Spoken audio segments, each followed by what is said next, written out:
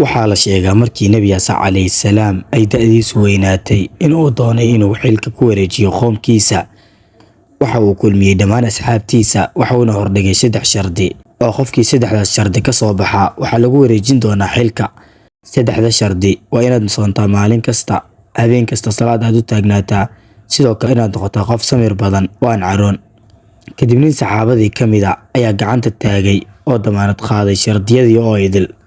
laakiin Nabi Muuse calayhi salaam ma uusan aaminin. maalmo kadib ayaa la isugu soo laabtay fadhigii.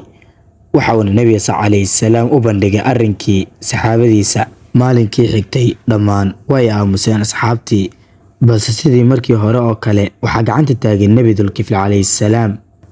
waana nabiga aynu doonayno inaynu caawa ka waranno. Nabi Dulkifl calayhi salaam waa mid kamid ah nabiyada uu Eebbe subxaanahu wa tacaala soo diray, waxaana loo diray qoomkiisa si uu uga xukumo cadaalad iyo amarka Eebbe subxaanahu wa tacaala. sidaa awgeed ayaa loogu bixiyey Dulkifli. micnaha magaca Dulkifli waa ruux kafaalo qaaday. Nabi Dulkifl calayhi salaam ayaa ku sifaysnaa 3dii shardi oo uu Nabi Muuse calayhi salaam doonayay. waxa uu ahaa mid soom badan oo maalin kasta sooma, sidoo kale mid salaad badan oo habeen kasta salaad u taagnaada, mana caroon jirin. maadaama Nabi Dulkifl calayhi salaam maalintii dhan uu sooman yahay, habeenkiina uu salaad u taagnaa, in yar oo gelinka dambe kamid ah ayuu hurdi jiray. Ibliis ayaa doonay inuu ka xanaajiyo nabigan, kadibna waxa uu isaga soo dhigay oday duqa oo gaboobay. waxa uu u yimid xilligii duhurka, waana xilliga uu seexan jiray Nabi Dulkifl calayhi salaam. markaas ayuu ku yiri, waxaan ahay oday weyn oo la dulmiyey ee kaalay noo garnaq. kadibna waxa uu ku dhahay Nabi Dulkifl calayhi salaam, siibax waan ku garnaqiye. markii uu Nabi Dulkifl calayhi salaam soo baxay ayuu waayay odaygii, waxaana sidaa ku seegay hurdadii xilligii duhurnimada.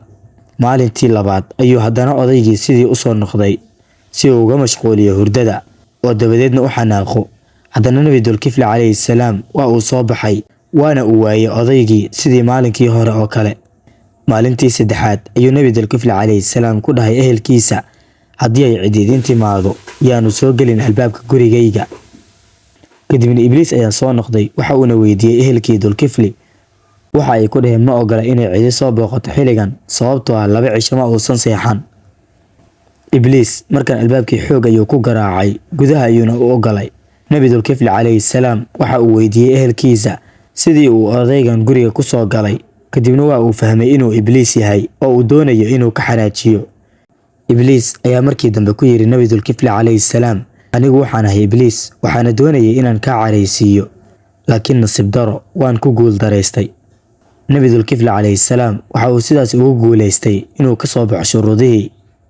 Eebbe subxaanahu wa tacaala waxa uu quraankiisa ku leeyahay, xusuusta Nabi Ismaaciil, Alyasac iyo Dulkifli dhammaan waxay ahaayeen kuwa wanaagsan.